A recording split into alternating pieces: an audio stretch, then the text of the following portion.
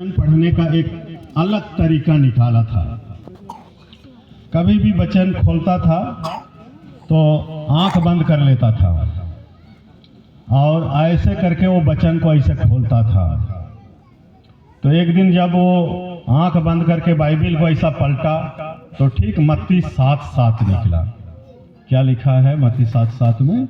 मांगो तो दिया जाएगा, ढूंढो तो पाओगे, खटखटाओ तो तुम्हारे लिए खोला जाएगा। उसी दिन से वो आदमी बहुत खुश हो गया और किसी को भी कुछ भी मांगने लगा, मांगता था कि वचन कहता है तो मैं जरूर मांगूंगा। बहुत लोग देने भी लगा, भाई मांगता है इसको देना चाहिए।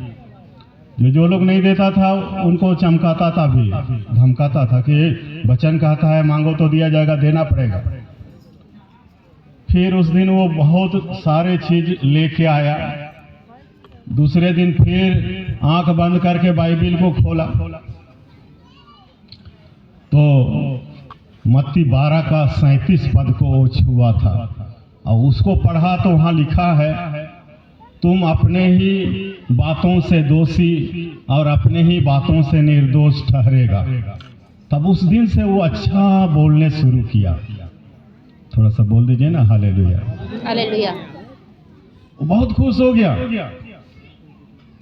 कि हम रोज नहीं भी पढ़ेंगे बाइबिल, किसी भी दिन पढ़ेंगे, सिर्फ उंगली से ऐसा निकाल के पढ़ेंगे तो मेरे लिए अच्छा वचन निकलता है ना। कोई लोग कबूतर से अच्छा वचन निकलवाता है, लोग मेला सब में आप लोग देखे होंगे।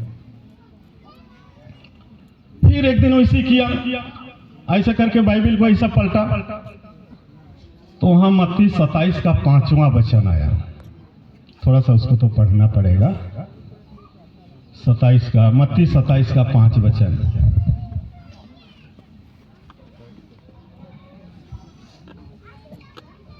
कहाँ तब कोई भी नहीं पढ़ रहे हैं।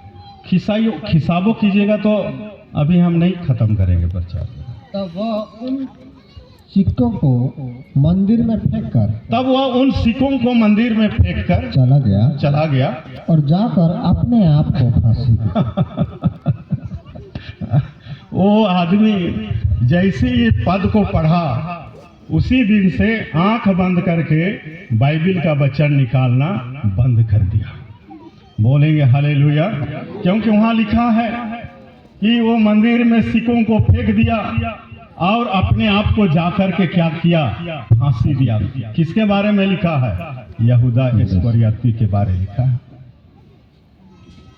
इसलिए बाइबिल को ठीक से सुनना चाहिए, आपको मन लगे या ना लगे, ये हमारी जरूरत है। क्योंकि वचन से ही सारा सृष्टि को परमेश्वर ने बनाया और आपको हमको भी यही वचन बनाता है। तो आइए विवाह सब में आदर की बात समझी जाए। इस वचन को हम लोग पढ़े हैं, थोड़ा सा ऊपर से हम लोग यहाँ पर पढ़ते हैं तो यहाँ पर हम लोग पाते हैं 13 अध्याय में, भाईचारे की प्रीति बनी रहे, अतिथि सत्कार करना न भूलना, क्योंकि इसके द्वारा कुछ लोगों ने अनजाने में स्वर्गदूतों की आदर सत्कार किया है। कैदियों की ऐसी सुधि लो मानो तुम भी उसके साथ कैद हो, और जिसके साथ बुरा व्यवहार किया जाता है उनकी भी यह समझकर सुधि लिया करो कि हमारी भी देह है। उसके बाद इब्रानियों का लेखक विवाह के बारे में बताता है। मैं थोड़ा सा दोहरा दूंगा तो आपको समझ में आएगी। विवाह का मतलब है एक भाईचारे की प्रीति बना रखना। भाईचारे की प्रीति, अभी आप लोग आए, बड़का मेहमानी का नाम इसको दिया गया है।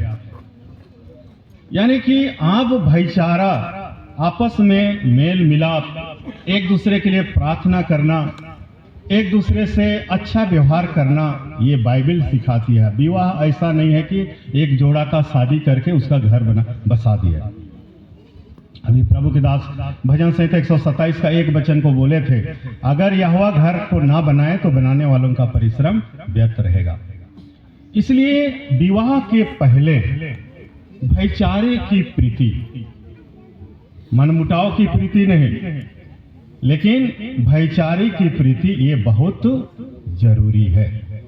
हालेलुया।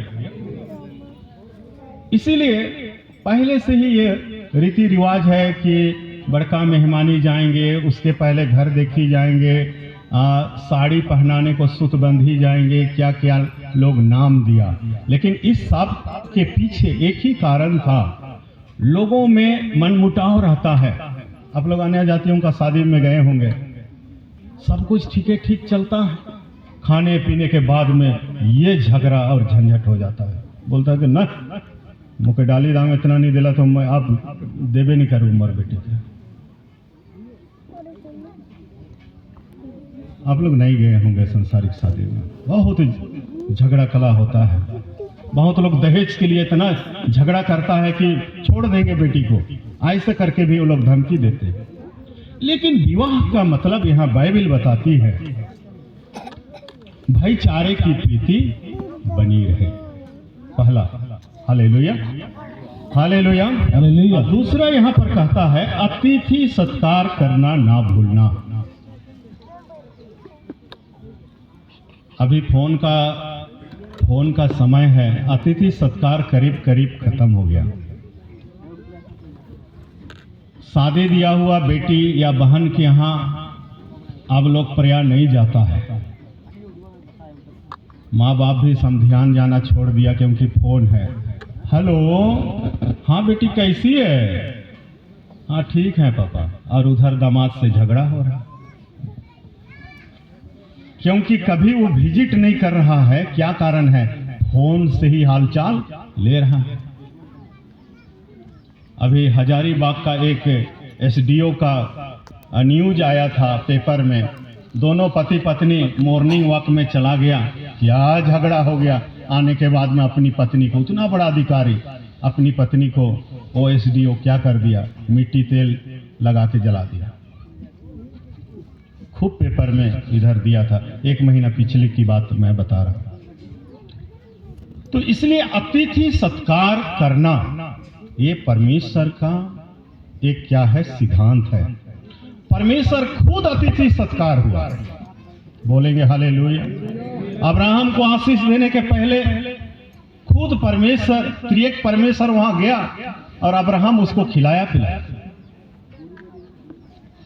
इसलिए अतिथि सत्कार को छोटी बात नहीं समझना चाहिए। बाइबल में लिखा है, मेरा चेला समझ करके अगर कोई 1 कटोरा ठंडा पानी देता है तो वो आदमी को मैं आशीष दूंगा, मैं प्रतिफल दूंगा। ऐसा कह के वो आदमी, वो परमेश्वर बोलता, 1 कटोरा ठंडा पानी। हालेलुया। तो अतिथि सत्कार करना ना भूले। पहला पॉइंट हम लोग क्या देखे?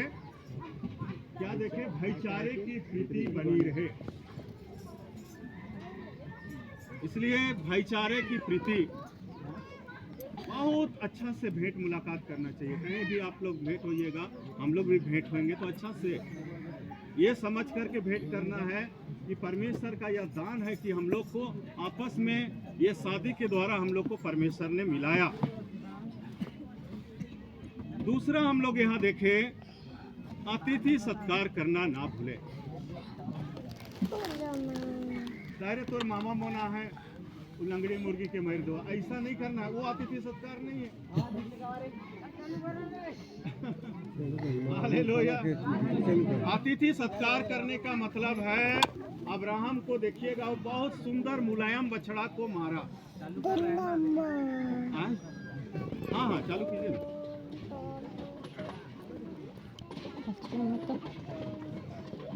तो समधियान लोग आने से लंगड़ी मुर्गी को नहीं देखना है, बल्कि क्या को देखना है?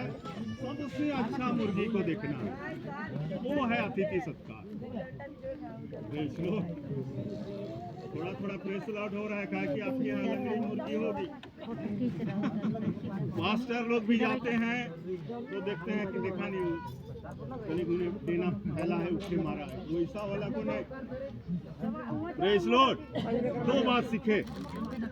तीसरी बात यहाँ पर बोला है, कैदियों की ऐसी सुधि लेना है। हैं?